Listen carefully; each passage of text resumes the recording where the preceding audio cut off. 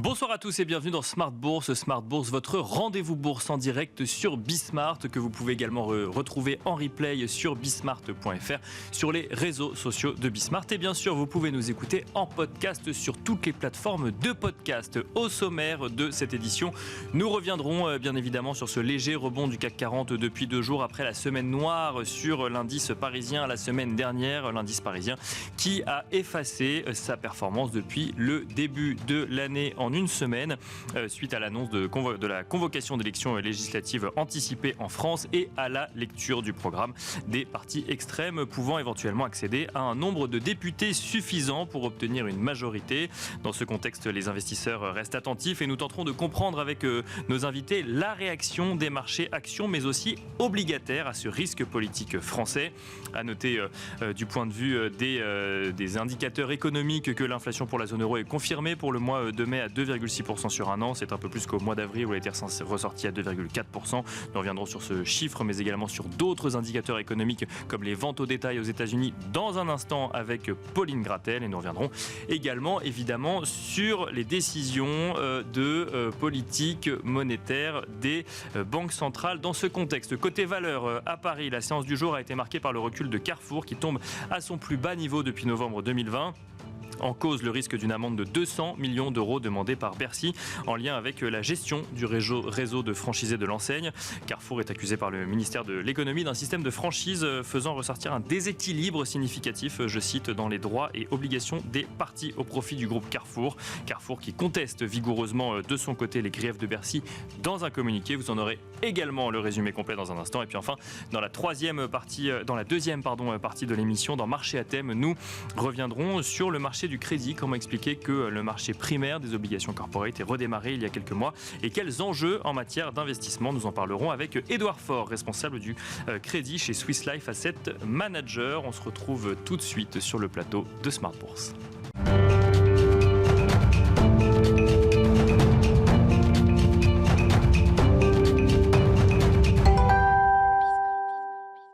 Et nous commençons comme d'habitude avec le point bourse, le résumé complet de l'actualité boursière du jour proposé par Pauline Gratel. Bonsoir Pauline. Bonsoir. On commence, Pauline, par un résumé de ce qui s'est passé sur les marchés financiers. Que s'est-il passé sur les marchés financiers aujourd'hui ? La bourse de Paris et l'ensemble des bourses européennes sont dans le vert aujourd'hui. Le CAC 40 progresse et tourne autour des 7600 points. Côté US, Wall Street a ouvert en hausse et enchaîne les records. Aux États-Unis, d'ailleurs, les investisseurs ont pris connaissance des ventes de détail pour le mois de mai, qui ressortent à plus 0,1% sur un mois, contre un consensus plus élevé à plus 0,3% et après moins 0,2% le mois dernier, un chiffre révisé. Et la production industrielle américaine ressort en hausse sur un mois en mai de 0,9%, alors qu'elle stagnait en avril. Après cette publication, le rendement de l'obligation à 10 ans américaine s'est légèrement détendu autour de 4,25%. Ça, c'est pour les indicateurs économiques. Sur les marchés obligataires européens, Pauline, quelle est la tendance ? Le spread franco-allemand se resserre à 70 points de base. Le rendement de l'obligation française à 10 ans est autour de 3,10%. Le rendement de l'obligation allemande à 10 ans autour de 2,40%.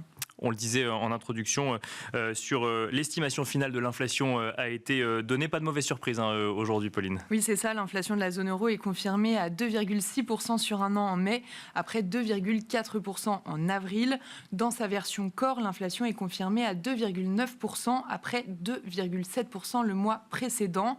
Enfin, l'indice ZOO, qui mesure le sentiment des investisseurs allemands sur les perspectives économiques, ressort moins élevé que prévu, à 47,5 contre un consensus de 49,6. Et alors, un mot des valeurs à suivre à Paris ou aux États-Unis. On commence avec Paris, où évidemment on parle de Carrefour. Oui, le ministère de l'économie appuie une assignation de l'association des franchisés Carrefour contre Carrefour Proximité France. Bercy juge que la relation entre le distributeur et les franchisés est déséquilibrée et recommande une amende record de 200 millions d'euros contre Carrefour selon des informations de la lettre. Le titre décroché de 9% dès l'ouverture. L'action était d'ailleurs au plus bas depuis novembre 2020 avant de se redresser légèrement au cours de la séance. Et aux États-Unis, quelles sont les valeurs que l'on regarde, Pauline ? Il faudra prêter une attention particulière à Boeing. David Calhoun, le DG du groupe, comparaît aujourd'hui devant une commission d'enquête du Sénat américain pour la politique de sécurité notamment. Le titre ouvre en léger recul à Wall Street. Et on finit avec l'agenda des marchés financiers demain, avec notamment un jour férié aux États-Unis, Pauline. Oui, et donc la séance s'annonce plutôt calme, mais en Europe, les investisseurs prendront connaissance de l'indice des prix du Royaume-Uni pour le mois de mai. Merci beaucoup, Pauline Gratel, pour Tendance, mon ami. Et quant à nous, on se retrouve tout de suite dans Planète Marché.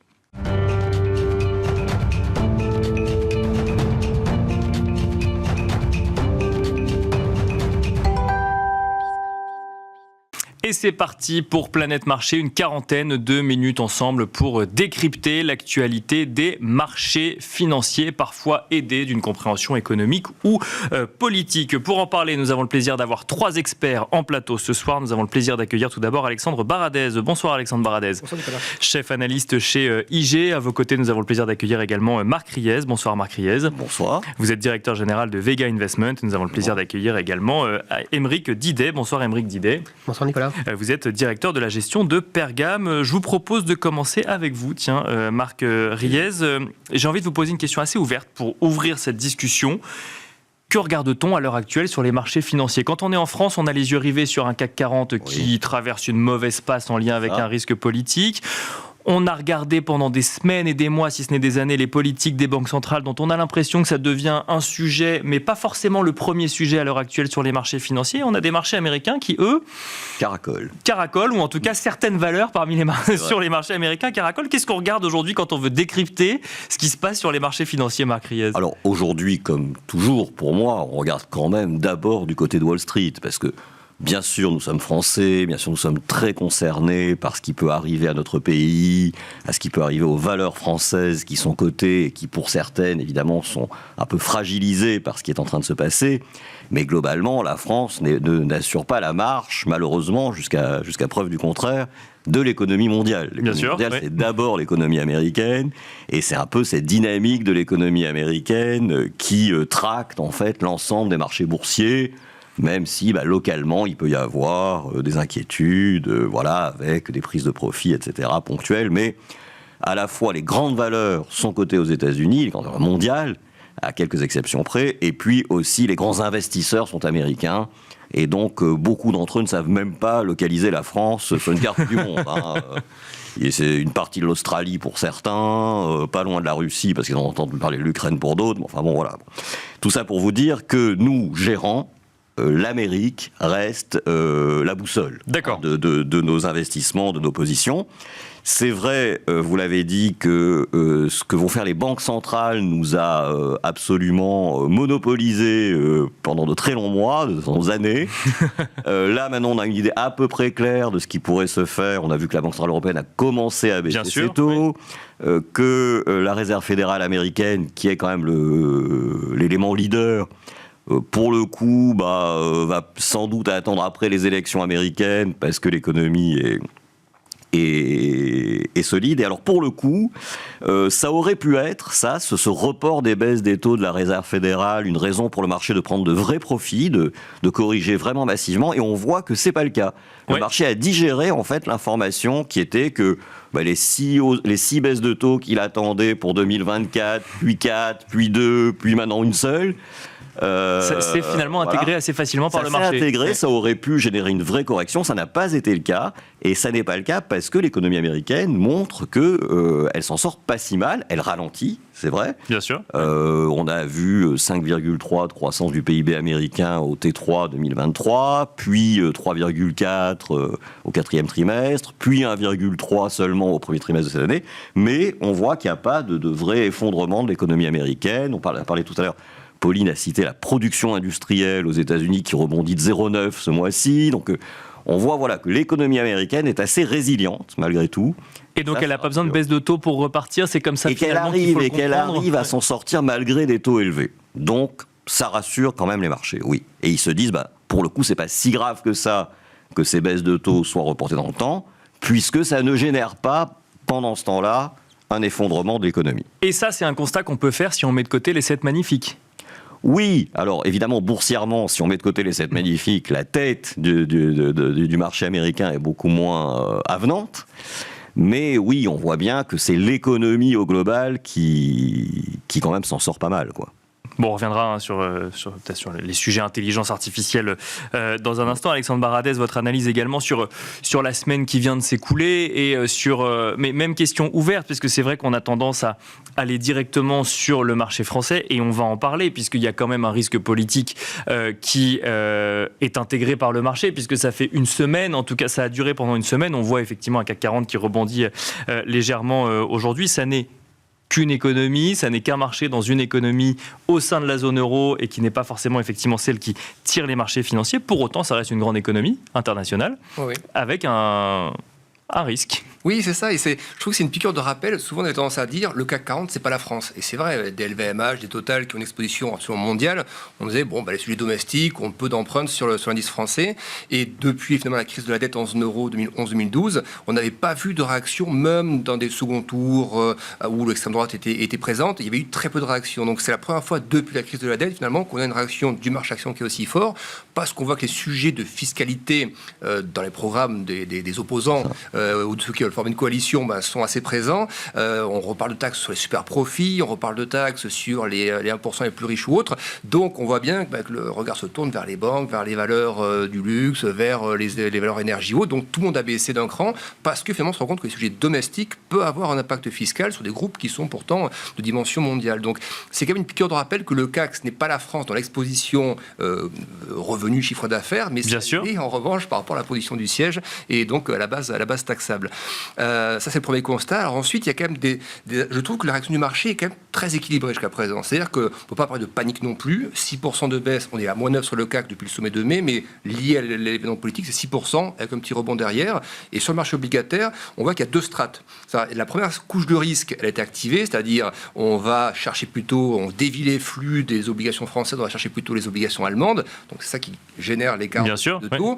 En tout cas, en fin de semaine. Pardon ? En tout cas, en fin de semaine, en début de semaine, c'était plutôt... Oui. Et en revanche, la deuxième couche qui serait plus problématique, celle-ci n'est pas encore activée et espérons qu'elle ne le soit pas, c'est-à-dire on ne touche pas encore aux obligations françaises trop dans les portefeuilles, c'est-à-dire qu'on les conserve, je pense qu'on les surpondère pas. On les vend pas. Voilà, on ne voit pas parce que le taux 10 ans, et au moment où on se parle, on est à nouveau à 3,11, 3,12, c'est exactement le niveau qu'on avait le vendredi avant dissolution. Donc on a fait un aller-retour à 3,30, 3,35 et on est revenu. Donc, et c'est ça qui est intéressant, c'est qu'on a vu du stress effectivement sur cette dette française, finalement on est revenu au même niveau, mais on a vu quand même que maintenant on va quand même sur la dette allemande parce qu'il y a un peu plus de stabilité. En tout cas, vu aujourd'hui par un certain nombre d'investisseurs ou de créanciers. Oui, il y a cet aspect-là. Et il y a un autre marqueur qui est les devises aussi. L'euro ne s'est pas effondré. C'est-à-dire qu'on a eu 1,5% de baisse, grosso modo, la semaine dernière. C'est très limité. 1,5%. On a parfois des phases comme ça sur des simples deltas de chiffres Europe-US. Donc, c'est pas un mouvement non plus d'aversion à l'Europe. Donc, à ce stade, je trouve que la réaction est plutôt bien mesurée. Simplement, il y a quelque chose ça interpelle. J'ai pas la réponse, mais on a des écarts de volatilité qui sont quand même assez significatifs désormais entre les marchés européens et les marchés américains sur la partie action. On est monté en gros à 22 de volatilité en Europe. C'est pas la panique encore une fois, mais les US, eux, Marc le disait très bien, ils sont indestructibles. C'est-à-dire que les hausses de taux soient pricées, ensuite divisées par 6, que la Fed soit plus accommodante, plus hawkish, que les stats soient à mon avis plus forts, moins. On a l'impression que tout est argument. Et là récemment encore, valeur refuge US. Regardez, le dollar est acheté, les valeurs US sont achetées parce que c'est instable en Europe. Et on a l'impression de cet empilement de couches qui fait que la vol américaine est très faible. Seulement dans l'histoire graphique, ce que la graphique nous montre, c'est que quand la vol progresse d'un côté, soit US, soit Europe, normalement l'autre indice de vol a tendance à suivre. Je ne dis pas qu'il y a la même puissance, mais le momentum est quand même le même. Et là, on a vraiment une divergence de momentum. Donc, soit, et espérons que ça se passe comme ça, la vol Europe retombe d'un coup parce qu'on est rassuré par tout cet aspect politique. Le 8 juillet. Voilà. Soit il n'y aura pas trop le choix. C'est la vol US qui va devoir rattraper un peu son retard. Et si on se souvient, je m'arrête là-dessus, en 2011, c'était vraiment la panique 2011. C'était pas la situation actuelle. Mais le S&P avait quand même lâché entre le mois de mai et le plus bas d'octobre 20%. Avant de surprendre. Après, c'était reparti très vite. Mais il y avait quand même 20% de baisse du S&P sur l'épisode européen. Donc, je me dis à quel moment les US ils doivent embrayer. Je dirais que c'est plutôt là que ça doit se passer maintenant, peut-être se couvrir un petit peu. Ou alors, effectivement, on est très vite rassuré sur l'Europe. Mais à un moment donné, cette divergence de volatilité, dans l'histoire, on voit qu'elle n'a pas vocation à durer. Un mot encore sur cette situation française dans un contexte européen. Alors, on parle des marchés actions, des marchés obligataires. On parle effectivement d'un risque politique pricée par les marchés qui pourrait avoir une incidence sur l'économie française. Est-ce que c'est un risque franco-français ou est-ce que ça devient un risque européen si jamais, enfin en fonction d'un résultat de l'élection le 8 mai prochain? J'ai l'impression que tous les sujets nationaux, surtout quand ça concerne les top 3, hein, Allemagne, France, Italie, automatiquement c'est des sujets européens, parce que se posent des questions de géopolitique, se posent des questions d'intégration européenne, de budget européen, d'investissement, de repli sur soi, de position par rapport à la Chine. Enfin, tous les sujets aujourd'hui se font à l'échelle européenne, tout est négocié à l'échelle européenne, et tant mieux. Donc c'est forcément un sujet européen. Mais ce qui est rassurant, encore une fois, à ce stade, c'est que par exemple les spreads sur l'Italie, ça a un peu bougé, on est monté à 140-150 points de base. Alors, on rappelle qu'à l'époque de la crise de la dette en zone euro, c'était 550 points de base entre le Bund et le BTP, donc les obligations italiennes. Donc on voit bien qu'on n'est pas dans la panique, mais on price, on intègre une forme de risque.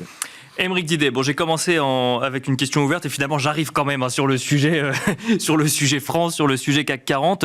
On entend, et j'ai entendu d'ailleurs hier dans cette émission, plusieurs invités dire bon, les États-Unis ont eu le risque de l'élection de Donald Trump. On avait annoncé que les marchés financiers le vivraient mal, ça n'a pas duré si longtemps que ça. On a eu le Brexit au Royaume-Uni. Plus récemment, on a eu l'élection de Meloni en Italie. Est-ce que c'est notre moment à nous en France de, je cite, un rejet d'une mondialisation ou de certaines élites et que finalement, derrière, les marchés financiers s'adapteront et peut-être que la politique aussi s'adaptera et on finira par trouver un équilibre qui fonctionnera comme ce qu'on a pu voir dans d'autres pays? Alors aujourd'hui, en tout cas, on a les triptyques qui marchent bien, c'est-à-dire incertitude, volatilité, baisse des marchés. Ça, on a eu le triptyque classique et ça s'est fait en effet de manière extrêmement organisée. C'est ça qui est assez intéressant, c'est que oui, on a de la baisse assez importante puisqu'on revient à zéro sur le CAC 40 par exemple, mais quelque part d'une façon assez organisée sans qu'il y ait de dislocation de marché.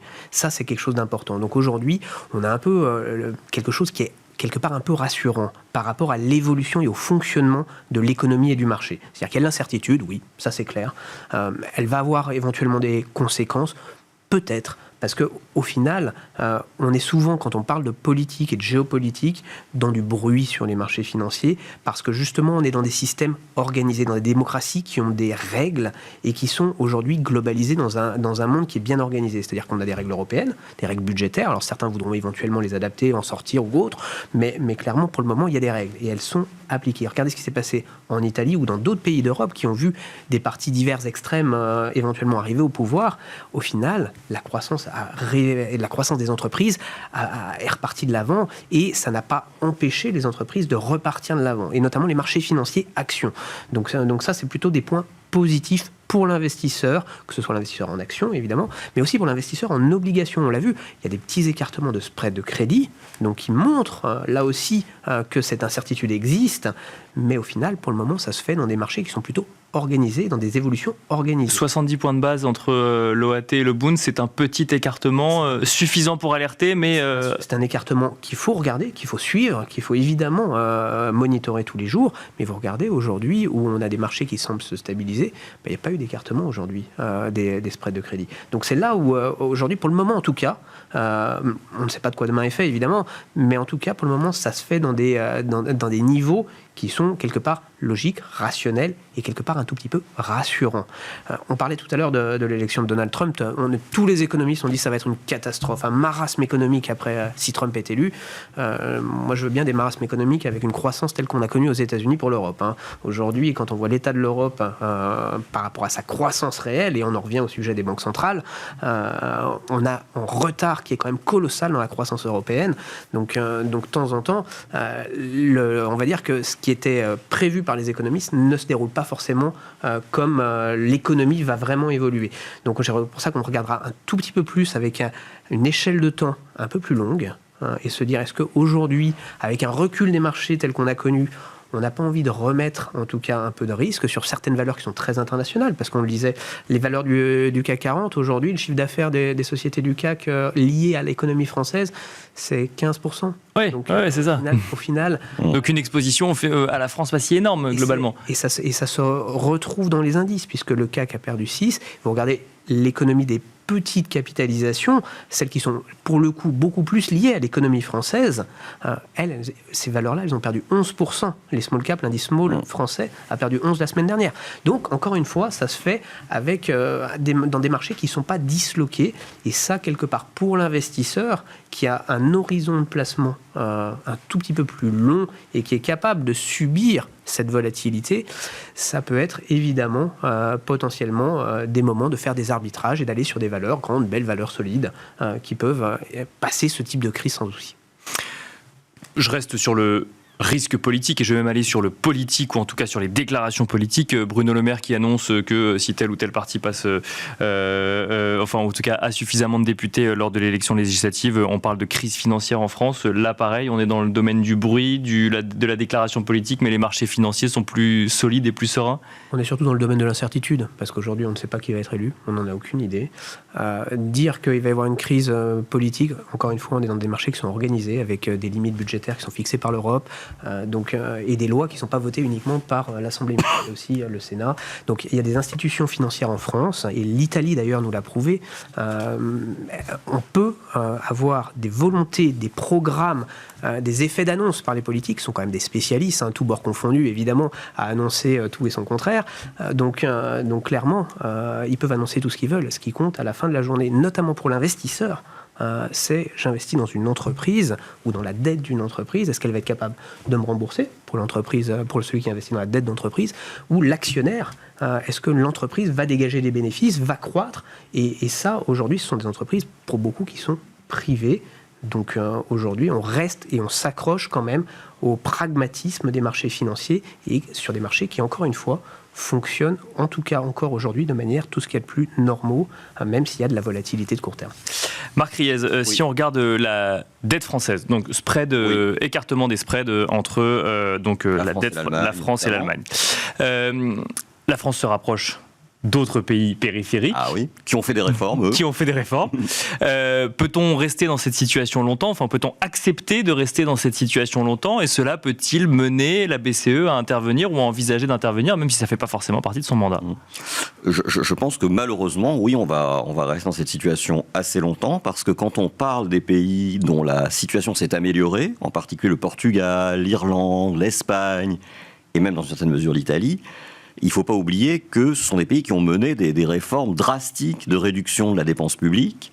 Or, dans les discours des différents acteurs qui nous entourent, de l'extrême gauche, de l'extrême droite, je dirais, on n'entend personne vouloir réduire la dépense publique. C'est plutôt le contraire même. Plutôt largement contraire. Donc on n'est pas du tout dans une dynamique dans laquelle la situation de la France va s'améliorer, quel que soit le résultat de l'élection. Donc malheureusement, oui, il faut qu'on s'habitue à ce que la note du pays soit dégradée au fil de l'eau, que l'écart avec l'Allemagne s'écarte, et que certains pays qu'on regardait avec un certain mépris il y a quelques années se rapprochent, ou qu'on se rapproche d'eux en tout cas. Par contre, payent leur endettement moins cher que nous. On voit pour le Portugal. Voilà. Bon. Donc oui, c'est... Après, je pense qu'il y a un moment quand même où la population va se dire, on ne peut pas aller plus loin que ça, et puis il y aura des conséquences de toute façon. Donc voilà, il y a un moment où la réalité, la triste réalité va nous rattraper, mais on sent bien que c'est pas maintenant, c'est pas à cette élection-là que les gens vont se dire, tiens, voilà, maintenant... Je veux plus que l'État dépense, je veux me serrer la ceinture, je veux faire des efforts. Non, on n'est pas du tout sur cette logique collective-là de notre population, sûr, de notre société dans laquelle on est. Voilà. Donc malheureusement, pour ça, il va falloir faire avec. Nous, si vous voulez, ce qu'on constate quand même, c'est que d'une manière générale, quand il y a des baisses de marché liées à ce type d'événements, pandémie, guerre, élections, problèmes géostratégiques et tout ça, qui n'ont pas d'impact important direct sur la marge de l'économie mondiale, de notre point de vue, c'est plutôt des bons moments pour acheter. D'accord. C'est la raison pour laquelle vendredi dernier, quand c'était une journée un peu... on s'est dit chez Vega, nous on va racheter des actions européennes et en particulier des actions françaises. Donc regardez plutôt le moment d'opportunité. Voilà, en fait on se dit, cette baisse, elle nous ramène au niveau de la fin de l'année 2023. Or, depuis fin 2023... l'inflation diminue, la BCE a commencé à baisser ses taux, on voit qu'il va y avoir d'autres baisses devant nous, les résultats des entreprises montent de manière assez importante, Il y a une croissance au niveau mondial qui se reprend un peu, qui tient aux États-Unis, qui redémarre un peu en Chine, qui redémarre un peu en Europe. Donc pour nous, celui qui payait 7 500 le 31 décembre 2023 sur le CAC n'a aucune raison de ne pas payer 7 500 le 17 ou le 18 juin, dans des conditions où normalement les entreprises valent plus cher qu'elles valaient en début d'année. Donc pour nous, c'est se dire, voilà, c'est du bruit pour les marchés, je parle, c'est très très sérieux du point de vue sociétal, du point de vue voilà. Non, mais la réaction des marchés financiers... Mais en tout cas, du point de vue des marchés financiers, le fait que la France, malheureusement, s'écarte d'une trajectoire de rigueur, etc., c'est embêtant. C'est embêtant aussi pour nos partenaires européens, bien sûr, parce qu'ils font un peu caisse commune avec nous, donc il y en a un qui se met à tout dépenser. C'est dans une famille, c'est toujours un peu angoissant pour les autres. Bien sûr, oui. Bon, et on est désolé pour... nos amis d'outre-Rhin, etc. Mais le fait est que, voilà, on est dans la même barque qui est la barque de l'euro, donc malheureusement, il faut qu'ils fassent avec nous. Mais du point de vue de l'investissement pour nos clients, du point de vue des entreprises, et c'était très bien dit tout à l'heure par mon confrère, c'est que, voilà, les entreprises marchent bien, elles sont le vecteur de création de richesse, et quand il y a comme ça des baisses des marchés, en général, c'est plutôt l'occasion d'y aller. Il se peut qu'avec l'approche des élections, si c'est un peu chahuté au niveau des sondages, il y a à nouveau une phase un peu de baisse fin juin ou entre les deux tours. Et si c'est le cas, on rachètera encore à ce moment-là. Mais pour l'instant, nous, on analyse plutôt ce qui se passe du point de vue de l'investissement comme une opportunité d'achat. J'espère que ça ne choque pas trop ce que je dis, mais voilà, c'est comme ça qu'on le voit. Alexandre Baradez, plutôt un optimisme si on suit ce que nous dit Marc Riez sur les marchés financiers, alors européens ou américains, mais là on parle effectivement plutôt du marché français. Sur l'Europe, oui, je partage l'avis de Marc. Je pense que des indices comme le MIB italien par exemple, et on peut faire des comparaisons un peu politiques aussi, mais le MIB italien, il reste toujours à 10 fois les bénéfices, là où on est à 15-16 fois pour le CAC, le DAX et pour l'Eurostock 50 globalement. Donc par rapport à ce que le gouvernement d'extrême droite italien, mais c'est là aussi qu'on peut s'interroger, est-ce que l'extrême droite italienne, c'est l'extrême droite française, donc il y a des différences de profil aussi là-dedans. Pourquoi l'Italie performe bien aussi? Parce qu'il y a des valeurs, de types de valeurs qui ont bien performé, valeurs un peu plus value, industrielles ou autres. Quand la Chine a montré des signaux un peu meilleurs, c'est PMI ou autres, avec les métaux qui reprenaient ou autres, c'est typiquement, et les banques aussi, les bancaires qui ont un super souffle, et il y en a beaucoup dans le milieu italien. Voilà, donc ça a apporté. Mais il y a aussi effectivement les signaux envoyés par Meloni, c'est-à-dire que Meloni n'était pas anti-européenne, pas anti-euro, pas pro-russe, et elle a voté les budgets européens, donc, et elle a procédé à quelques début de privatisation, enfin de vente de participation de l'État dans ces entreprises. Donc la volonté de faire un effort budgétaire, même si c'est une goutte d'eau, si c'est 10-20 milliards qu'on fait entrer dans les caisses, à l'échelle italienne qui est 3 000 milliards, c'est pas grand-chose. Mais la volonté de faire mieux pour les marchés, ça compte. Donc, bien sûr. Oui. Je dirais que oui, et on voit le MIB italien aujourd'hui, il est sur un plus bas de 4 mois à peu près, je pense, on est sur un range, on est un peu sur le bas du range. Donc oui, je partage tout à fait cet avis. Pour l'investisseur qui justement attendait des respirations pour payer, celui qui regarde à 12-18 mois, il faut payer, et probablement qu'il y a peut-être un peu plus bas, de quoi payer un petit peu plus. Après, sur l'Europe, je suis de cet avis-là, c'est-à-dire de dire les multiples actuels, même avant le choc politique, on n'était pas sur les multiples. C'est plutôt sur les États-Unis, moi, que je me pose des questions. Peut-être qu'on en parlera tout à l'heure. On peut en parler maintenant. Ouais, alors, juste que tu as mis sur la partie politique, c'est vrai qu'il y a quand même un exemple. Quand on disait Trump, effectivement, les marchés ont peu baissé, puis ça a catalysé derrière ou autre. Oui, parce que Trump aussi a eu ce gros plan fiscal au début de son mandat. Sous l'ère Obama, on avait un peu fait attention au déficit. Il avait redéployé un peu le déficit. Et après Biden l'a encore plus déployé derrière. Mais pour dire qu'il avait eu effectivement cette partie du mandat, il avait une souplesse budgétaire qui était possible à l'époque. Aujourd'hui, le successeur de Biden, donc soit un démocrate, soit un républicain, n'aura pas la même souplesse. Quand vous êtes à des déficits à 7-8% du PIB pendant 2-3 ans d'affilée, il y aura forcément, et les questions qu'on se pose sur la France aujourd'hui, l'Italie ou autre, sur la trajectoire budgétaire, c'est pour ça que je pourrais être là de la réaction des marchés américains qui pourrait commencer à titiller un peu sur l'aspect budgétaire aussi. C'est pas une question purement européenne. Il suffira pas de voter de voter une fois encore une augmentation du budget, non, ça suffira pas. Je dirais que le Trump de 2016 n'aura pas la même marge de manœuvre que le éventuel Trump de 2024, si c'était lui. À l'époque, il y a une souplesse possible qui me semble plus limitée aujourd'hui en termes fiscal, budgétaires, après les 3-4 ans de déploiement budgétaire post-Covid, plus le plan IRA, plus tout le reste. Ça a été de l'investissement et de l'endettement massif qui a servi à l'investissement aussi, mais forcément une période un peu plus je dis pas de vache maigre, c'est pas le propos, mais de petites convergences, voilà, de petites restrictions plutôt vers les 4% de déficit plutôt que les 7-8 qu'on a eu. Et donc, resserrement budgétaire, mais dans une économie qui qui tient la route aux États-Unis. Oui, alors encore une fois, je ne veux pas apparaître comme le pessimiste sur les US parce que force est de constater que c'est la locomotive des marchés et le Nasdaq encore plus. Simplement, il y a la question de je trouve, de la cherté de ces marchés. Quand on regarde les références historiques, c'est sans parler juste des 6 derniers mois, à 21 fois les bénéfices anticipés pour le SP500, c'est le niveau actuel. On a connu avant cela que 2 phases ont été plus chères. 23 fois les bénéfices post-Covid, mais des taux à zéro, liquidité à gogo. Et ensuite, il faut remonter à 2001 pour être à 26 fois les bénéfices. Et Nasdaq était beaucoup plus haut aussi en termes de multiples. Mais si on prend le S&P, on a beau dire les boîtes faisaient moins de bénéfices, c'est les ratios, court bénéfice ratio. Donc on était à 25,5, 26 fois en 2000 avant que la bulle n'éclate. Donc 21 fois et post-subprime, au plus bas, c'était à 9 fois et demi les bénéfices. Donc à 21 fois les bénéfices, d'un point de vue historique, avec des rendements en face, encore à quasiment 5% aux US sur du court terme, il y a de l'alternative. Et c'est là que je me dis, est-ce que on va laisser, je pense que c'est un choix qui appartient presque à la Fed en fait. Les investisseurs, tant que ça tire, ils vont y aller. À un moment donné, est-ce qu'il y a un peu de symétrie dans le jugement marché? C'est-à-dire quand les marchés baissent fort, c'est instabilité financière, et Lagarde l'a bien dit cette semaine, elle a dit pour la stabilité des prix, il faut qu'il y ait stabilité financière. Donc on comprend bien que s'il y a chute et choc de marché, il faut intervenir, ils nous l'ont montré à chaque fois. De l'autre côté du spectre, quand les marchés font plus 40, plus 50, et qu'à un moment donné, ça devient peut-être un peu cher par rapport à des fondamentaux qui restent bons, mais qui pourraient un peu s'affaiblir avec l'effet restrictif des politiques monétaires qui va progressivement se faire sentir, est-ce qu'on ne peut pas envoyer des petits signaux oraux, rhétorique pure, au marché, leur faire comprendre qu'il y a peut-être certains excès qui, s'ils ne sont pas un peu consolidés maintenant, pourrait donner dans 1 ou 2 ans des chocs de marché, donc instabilité financière future.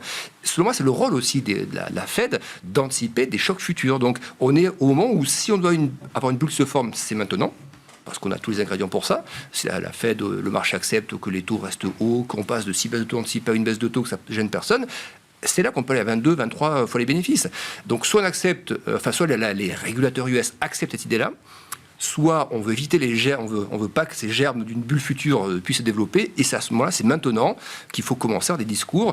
Powell en a un petit peu eu des discours à la dernière réunion, c'était quand même plutôt 3/4 semi-faucon que Colombe quand même, mais le marché n'entend pas ça. C'est-à-dire que les messages sont pas assez audibles, il faut du James Bullard, il a un peu tapé sur la table à un moment donné, et ça on l'a plus, donc peut-être que c'est ce qui manque du côté des États-Unis pour calmer un peu, pour consolider un peu le mouvement actuel. Aymeric Didet, sur la situation des marchés américains ou en lien évidemment avec l'économie américaine, ou ce décalage tout simplement de la potentielle future baisse de taux de la Fed? Un gros décalage aujourd'hui, mais aussi un décalage qui est dû et qui est mal perçu souvent à cause de cette surperformance exceptionnelle de ces méga caps américaines. Oui, qui vient cacher tout le reste. Oui. Exactement. Et ça cache vraiment tout le reste, parce qu'aujourd'hui, on n'a jamais eu de période aussi importante de hausse des marchés avec autant de valeurs en baisse ou avec des faibles performances dans le S&P 500. Et ça on oublie un tout petit peu de se le rappeler, c'est que la polarisation qu'on connaît, qui a toujours existé dans les marchés, mais celle qu'on connaît actuellement sur les 5-7 grandes valeurs tech américaines, elle est exceptionnelle, et aujourd'hui, elle cache quand même une réalité pour le reste de la cote qui est un tout petit peu différente et qui est quelque part plus normative. C'est-à-dire qu'on a une croissance de ces sociétés, mais qui n'est pas du tout dans les mêmes ampleurs que celle de ces valeurs exceptionnellement chères et qui aujourd'hui tirent les valorisations de l'indice au global.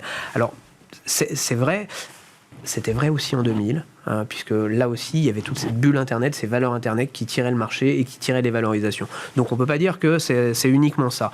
Mais maintenant... C'est marrant, la comparaison revient souvent, alors que, généralement on répond juste après, oui, mais aujourd'hui les entreprises sont rentables. Mais là, on n'a plus des entreprises qui viennent voir avec un PowerPoint sans chiffre d'affaires. Là, on a des entreprises qui sont rentables avec un bénéfice. Donc c'est un tout petit peu différent, là, clairement. Là-dessus, on n'est pas du tout sur les mêmes catalyseurs qui ont généré la crise de 2000. On n'est pas du tout dans la même histoire. Par contre, au niveau des valorisations, on a des niveaux de valorisation, notamment des grandes valeurs, qui peuvent paraître quand même, à un moment donné, difficiles à justifier. Et c'est là où le discours, en effet, des banques centrales est extrêmement important, parce qu'il permet de calmer le jeu, calmer les anticipations, et du coup, de ramener un petit peu la réalité économique au centre du débat. C'est ce qui permettra à la Fed, ce qui a permis à la Fed de maintenir des taux assez élevés, même si ça lui pose un énorme problème, parce qu'aux États-Unis, d'avoir des taux au-dessus de 5, faut pas rêver, ça coûte cher quand on a le déficit qu'on a et qu'on a la dette qu'on a, en termes de remboursement de la dette, de remboursement des taux d'intérêt, donc de la charge d'intérêt de la dette. Donc c'est pour ça que, pour nous en tout cas, on pense que le marché américain reste quand même une zone assez intéressante pour l'investisseur, parce qu'il y aura toujours ce soutien inconditionnelle de la Réserve fédérale qui, à un moment donné, sera toujours prête, en cas de baisse des marchés, de rebaisser les taux, et elle va sûrement le faire quand même à un moment donné, pour ces raisons de charge de la dette, mais aussi pour accompagner une économie qui quand même continue à décroître aux États-Unis. Certes, c'est toujours de la croissance vertueuse, pérenne, mais elle décroît. Donc, encore une fois, les États-Unis, ça reste la zone où il faut continuer à investir, plus que l'Europe, surtout quand il y a des incertitudes géopolitiques en Europe. On va continuer à privilégier... En Europe, alors effectivement, il y a effectivement d'autres pays qui... France, donc Europe. France, donc Europe, d'accord. Donc Europe. Donc on est quand même sur un des pays qui est fondateur de l'Europe. Donc en effet, ça, on l'a dit tout à l'heure, ça touche et ça peut impacter l'Europe d'un point de vue un peu plus large. Mais clairement, la zone d'investissement qui est la plus vertueuse, qui reste la plus vertueuse, ça reste les États-Unis. Malheureusement, j'ai tendance à dire, en tant qu'Européen, ça reste les États-Unis qui offrent la meilleure perspective pour les années à venir. Et puis, surtout, un dernier argument, c'est que le potentiel de baisse des taux, il est presque plus important, la marge de manœuvre est presque plus importante aux États-Unis qu'en Europe. Même si on est parti avant. Pour une fois, heureusement, elle a pris une bonne décision. Donc j'ai tendance à dire, ça y est, on l'a tellement attendu, elle a tellement fait d'erreurs de monter les taux en retard déjà il y a 2 ans. Donc enfin, elle a pris les devants et elle a accepté de le faire avant la Fed. Donc c'est bien, c'est très bien. Mais il n'empêche que, et ça va continuer, c'est tant mieux pour l'économie européenne. Mais aux États-Unis, pragmatiquement parlant, quand on part de beaucoup plus haut, ça laisse beaucoup plus de marge de baisse de taux et beaucoup plus de marge pour accompagner l'économie dans sa croissance future. Un mot valeur, toujours avec vous, Aymeric Didet, une question peut-être un petit peu provocatrice et encore pas tellement. Peut-on performer aux États-Unis en bourse aujourd'hui si on ne marque pas intelligence artificielle dans son rapport d'activité ou dans son rapport prévisionnel ? J'espère bien. Alors heureusement, il y a plein d'autres secteurs aux États-Unis que les valeurs d'intelligence artificielle, que Nvidia, Microsoft, Amazon et maintenant Apple, qui sont les très grands leaders de l'intelligence artificielle. Ça, c'est très clair. Il y a ceux-là. Et puis il y a les autres. Heureusement, il y a plein d'autres valeurs aux États-Unis. Alors il y a les valeurs tech, il y a les valeurs du software, toujours très intéressantes parce qu'elles ne sont pas forcément liées toutes à l'intelligence artificielle. Et là, pour le coup, les valorisations sont beaucoup plus abordables, sont revenues à des niveaux, on va dire qu'une valeur de l'intelligence artificielle, on se paye entre 15 et 25 fois le chiffre d'affaires. Une valeur du software, on est en dessous de 6 fois dans l'intégralité du secteur. Donc on est déjà beaucoup moins cher et avec des croissances bénéficiaires qui sont souvent tout ce qui est de plus agréable à regarder. Donc oui, il y a encore d'autres choses à faire. Après, il y a plein de sociétés, quand on voit que la consommation tient aux États-Unis, oui, vous allez regarder même un Walmart, cote quasiment sur ses plus hauts, vous allez regarder des valeurs comme Visa, vous allez regarder des grands leaders internationaux. Pour certains, il y a toujours de la volatilité, mais il y a encore, évidemment, plein d'autres valeurs qui sont investissables aux États-Unis en dehors des grandes 5 à 7 valeurs exceptionnelles de l'intelligence artificielle que sont Nvidia et compagnie. Marc Riez, je vous pose la même question parce qu'effectivement on parlait de bruit tout à l'heure quand on parle de géopolitique ou autre en lien avec les marchés financiers. Alors loin de moi l'idée de dire que l'intelligence artificielle est un bruit sur les marchés financiers, on est plus sur une méga tendance, mais n'empêche, lorsqu'une entreprise annonce un programme d'intelligence artificielle ou des premiers résultats, ça défraie tellement la chronique qu'on en oublierait presque qu'il y a d'autres économies. Comment est-ce qu'on... C'est vrai. On regarde quand même, il y a d'autres activités, que ce soit en Europe ou aux États-Unis, qui ont un potentiel de performance aujourd'hui. Bien sûr, mais c'est vrai que c'est quand même le grand sujet du moment. C'est quand même un peu comme la révolution industrielle, comme la révolution technologique qu'on a eue avec les emails, Internet, etc. en 2000. On est vraiment sur quelque chose qui va changer en profondeur l'économie mondiale, qui va changer nos processus de travail, qui va bouleverser le monde du travail aussi, parce que beaucoup de jobs vont disparaître à cause de ça. Il va falloir... Donc, d'autres apparaîtront également. D'autres apparaîtront également. Il y aura des gains de productivité importants qui permettront peut-être justement de travailler moins durablement pour un même revenu. Donc, il y a beaucoup de sujets qui sont embarqués par ça. Et après, c'est nous, gérants, on sait que c'est quelque chose d'important et de fondamental, mais c'est comment on s'inscrit, en fait, comment boursièrement on le joue. Alors, c'est vrai que pour le coup... on a compris que Nvidia y était. Bon, ça, je pense que ça c'est assez vu. Mais après, c'est vrai que on essaie de voir dans les entreprises lesquelles prennent ça en compte. Et donc, quand une entreprise assez intelligemment communique sur le sujet, c'est vrai que ça suscite... On regarde ça de près. Voilà. Alors après, ça peut être complètement cosmétique, c'est-à-dire qu'ils peuvent en parler alors que ça n'a absolument aucun impact sur leur business model ou sur leur marge. Et là, on se dit, c'est juste un coup de com'. Mais on est quand même obligé, on ne peut pas mépriser ce sujet-là. Au-delà de l'intelligence artificielle, qu'est-ce que vous regardez, vous, Marc Riez, sur les marchés à l'heure actuelle ? Nous, en fait, donc, on a été beaucoup sur la technologie, on a été beaucoup sur la santé ces derniers temps également, puisque vous avez vu qu'il s'est passé aussi des découvertes majeures sur les sujets de l'obésité. Bien sûr. Avec Novo Nordisk, avec Eli Lilly, toutes ces valeurs-là. Et puis, on essaie aussi d'être sur des valeurs qui jouent cette transition énergétique. Alors, notamment dans nos portefeuilles, très souvent, la plus grosse ligne de nos portefeuilles, c'est Schneider Electric. D'accord. Ouais. Dont on parlait aujourd'hui, justement, sur le côté data center, en lien avec l'intelligence artificielle. Voilà, pour les data centers, mais c'est vrai que c'est un leader mondial de la transition énergétique et de la gestion de l'électricité.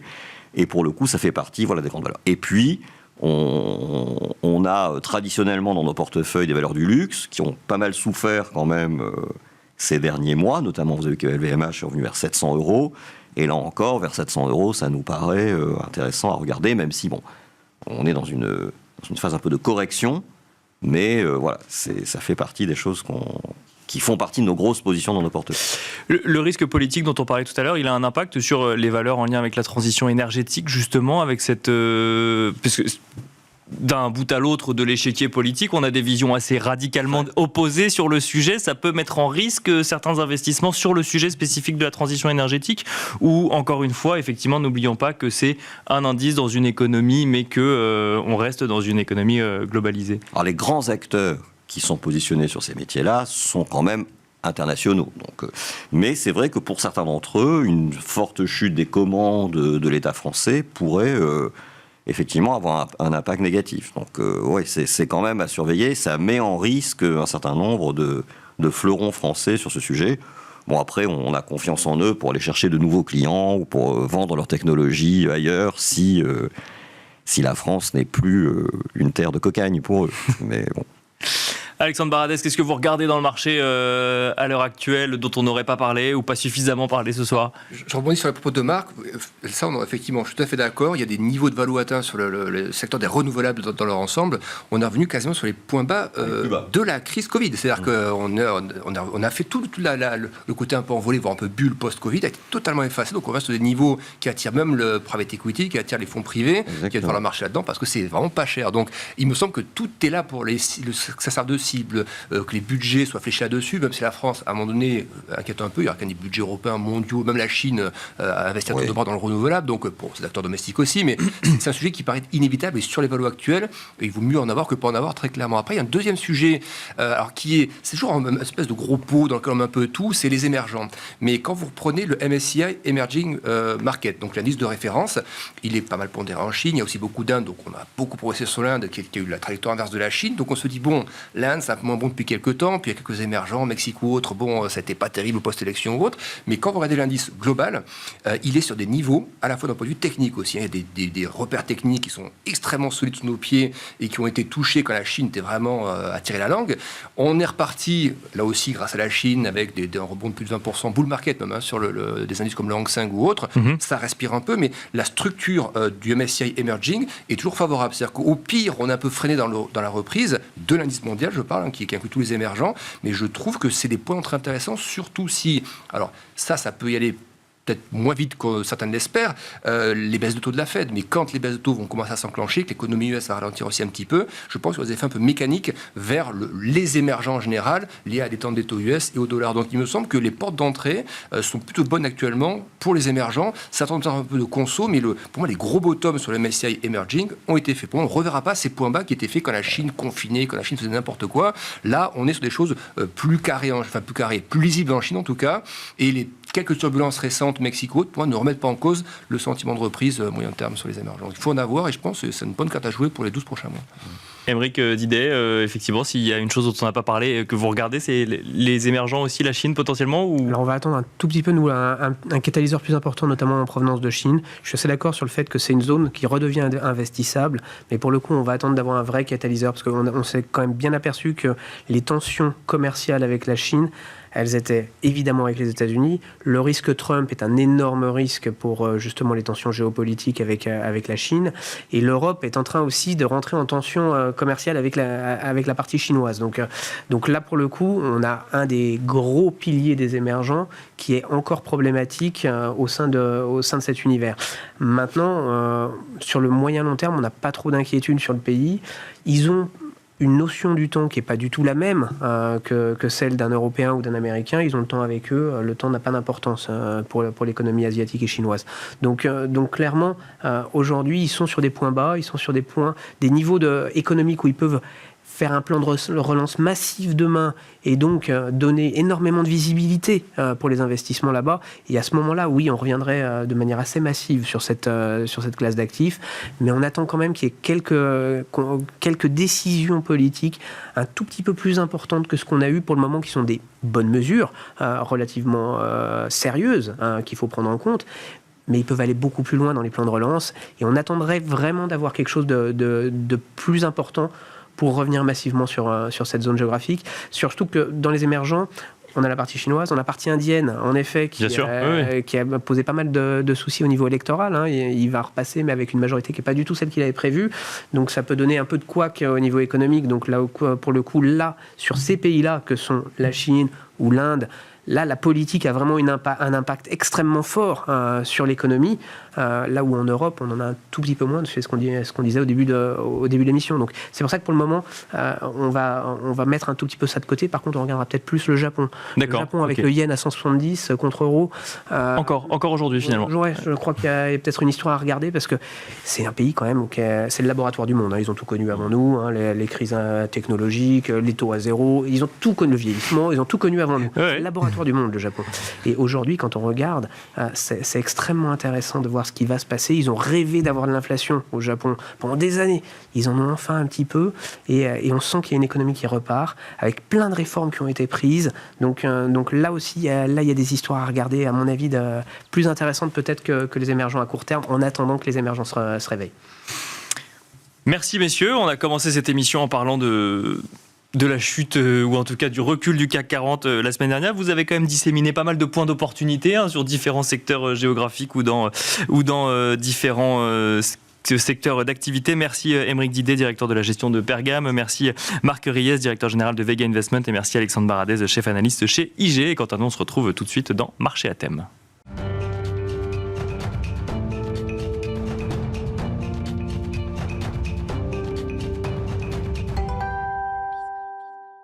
Et nous enchaînons à présent avec Marché à thème, le dernier quart d'heure thématique de Smart Bourse. Nous allons tenter de revenir un petit peu sur les grands drivers du marché obligataire avec un marché obligataire qui voit son marché primaire se réouvrir. Et nous allons notamment axer notre discussion sur le high yield. Et pour cela, nous avons le plaisir de recevoir sur le plateau de Smart Bourse Édouard Faure. Bonjour Édouard Faure. Bonjour Nicolas. Bienvenue sur le plateau Smart Bourse. Vous êtes responsable du crédit chez Swiss Life Asset Manager. Alors, on l'a constaté il y a quelques mois, depuis peut-être les hausses des taux pratiquées par les banques centrales, on a un retour du marché primaire en matière obligataire et en particulier encore plus sur le high yield. Oui, effectivement, on voit beaucoup une réouverture forte du marché primaire depuis le début de l'année, à la fois en Europe et aux États-Unis. Si on compare par rapport à la même période l'année dernière, on est à presque 70% de plus de volume sur la partie high yield euro depuis le début de l'année. D'accord. Et aux États-Unis, on est quasiment à 90% de plus, donc on a une vraie réouverture du marché primaire. Pour comprendre cette réouverture, c'est intéressant de regarder ce qui s'est passé ces dernières années. En fait, on a vu un marché primaire extrêmement florissant en 2019, fin 2020, après les soubresauts, ou plutôt la grosse volatilité bien sûr, du Covid, et particulièrement en 2021, qui était une année record sur le marché high yield. Et donc, les sociétés sont venues émettre avec des maturités autour de 5-6 ans, donc des maturités autour de 2025, 2026, 2027.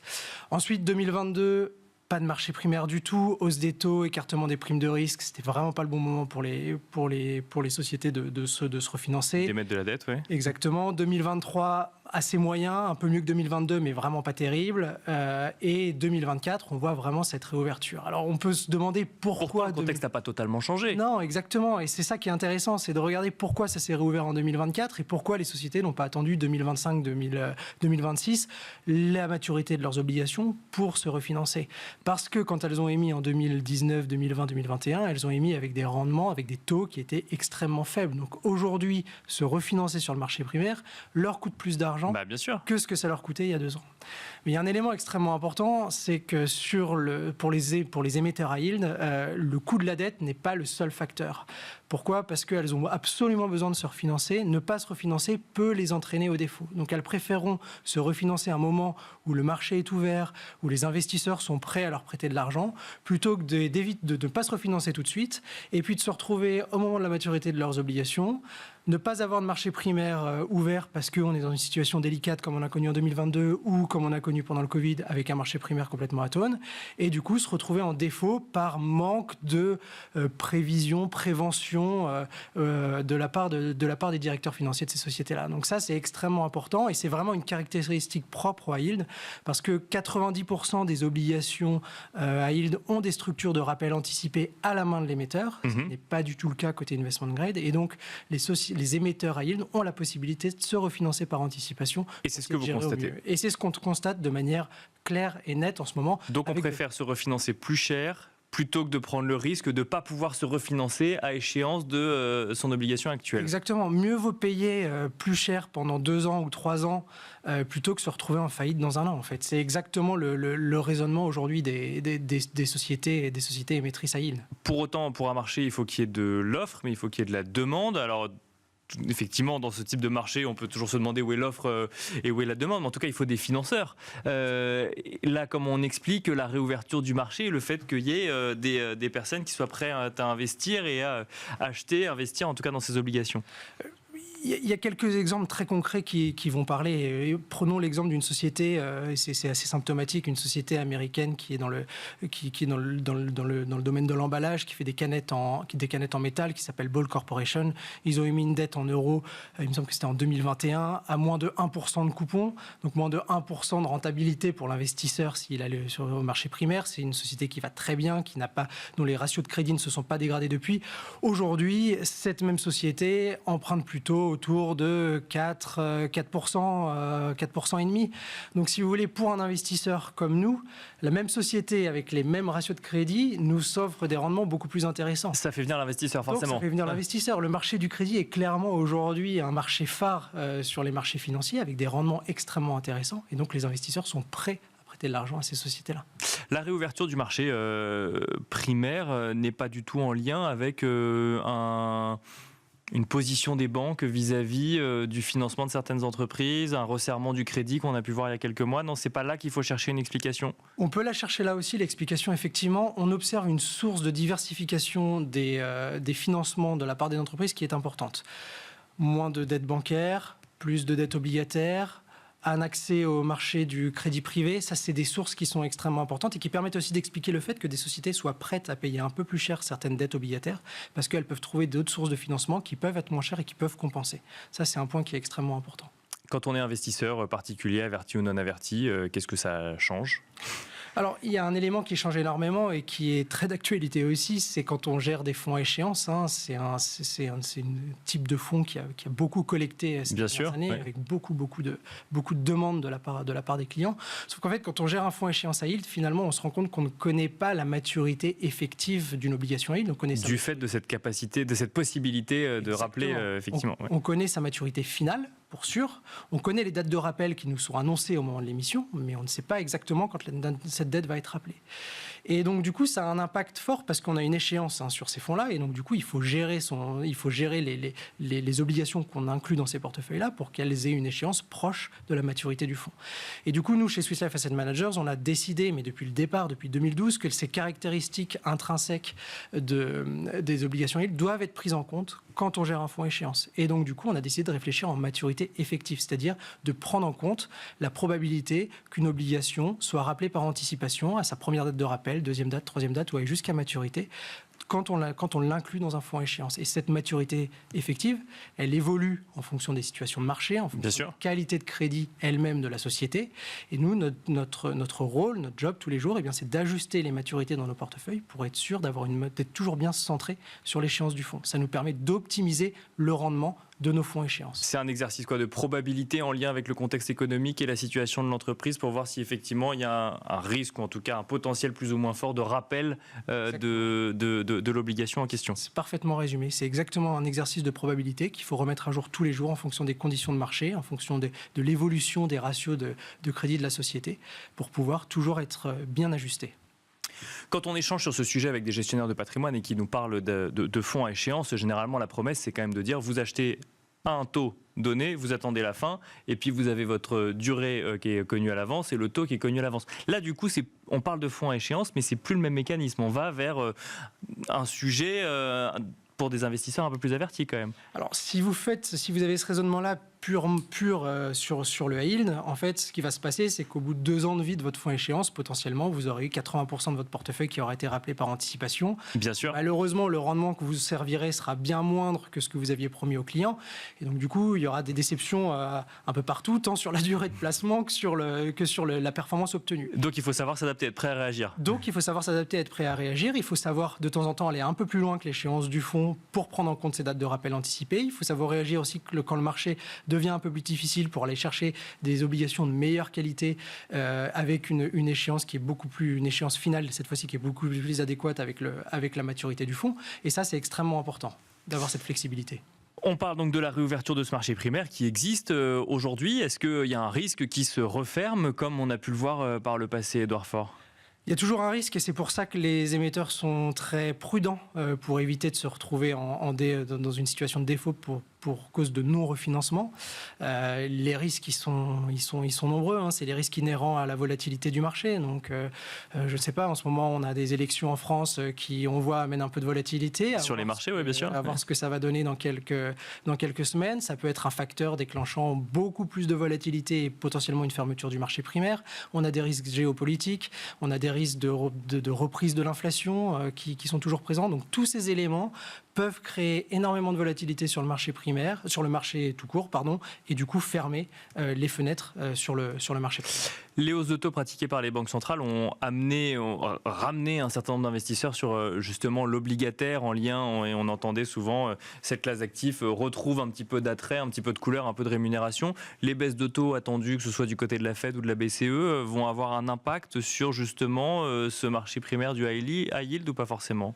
On pense que ça va avoir un impact. Aujourd'hui, les sociétés se refinancent relativement cher. Il faut savoir qu'aux États-Unis, les coupons payés par les sociétés entre il y a 2 ans et aujourd'hui, c'est 50% de plus. En Europe, c'est proche de 100% de plus. Donc le coût de la dette est 2 fois plus cher pour une société aujourd'hui qu'il y a 2 ans sur le high yield euro.